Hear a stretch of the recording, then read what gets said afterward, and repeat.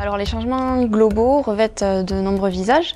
Donc on connaît souvent tout ce qui est lié au climat directement, donc par exemple l'augmentation des températures, l'augmentation de la fréquence des événements extrêmes, donc par exemple les tempêtes, les ouragans, les sécheresses. Mais il y a aussi tout un lot de changements qui vont être directement liés aux activités humaines, comme la pollution, ou bien le changement d'occupation des sols, qui en fait va consister en la conversion de terres naturelles, entre guillemets, en des terres agricoles ou des terres dédiées à l'urbanisation.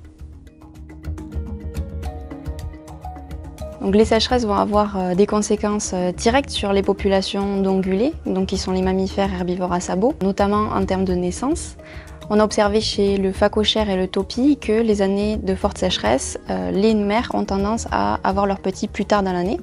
Donc ça va avoir des conséquences directes en termes de survie, puisque la mère va devoir subvenir à ses propres besoins et à ceux de son petit dans un environnement perturbé avec une ressource alimentaire amoindrie. Les sécheresses vont aussi entraîner une diminution de la natalité et une augmentation de la mortalité chez les juvéniles et chez les adultes. Et ça, c'est quelque chose qui s'observe beaucoup chez les éléphants.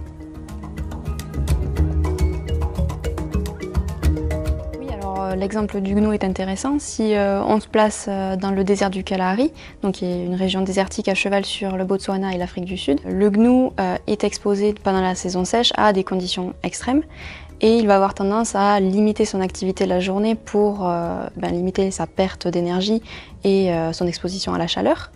Mais en contrepartie, il ne peut pas non plus être énormément actif la nuit car c'est la période d'activité des prédateurs. Donc au lieu de ça, il a tendance à réaliser des réserves pendant la saison humide pour pouvoir survivre pendant toute la durée de la saison sèche.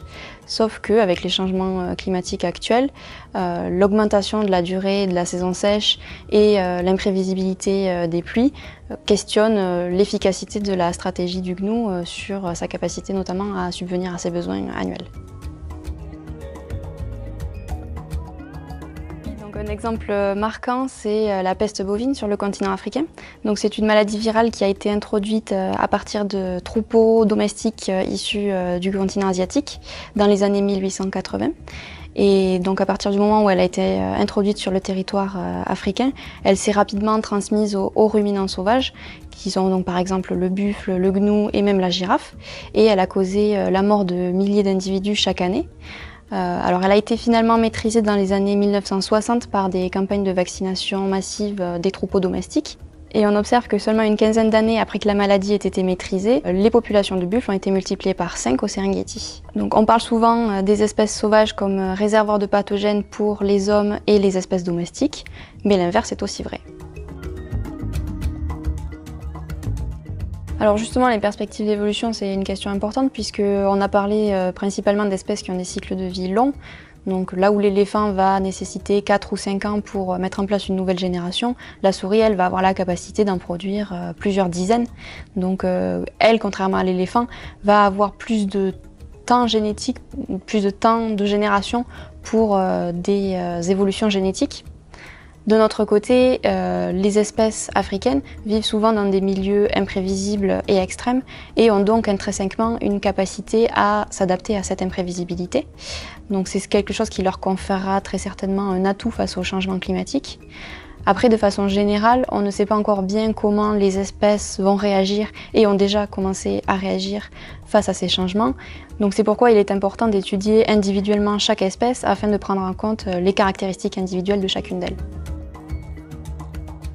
Alors pour aborder les carnivores, il va falloir attendre la fête de la science 2021, mais je peux d'ores et déjà vous dire que ça parlera de variabilité du succès de chasse, de baisse de la reproduction et bien sûr des conflits entre l'homme et les grands carnivores. En attendant, si vous voulez en apprendre davantage sur les grands ongulés africains et même sur d'autres espèces à travers le globe, je vous invite à aller faire un petit tour sur le parcours numérique Les changements globaux au pays du Roi Lion.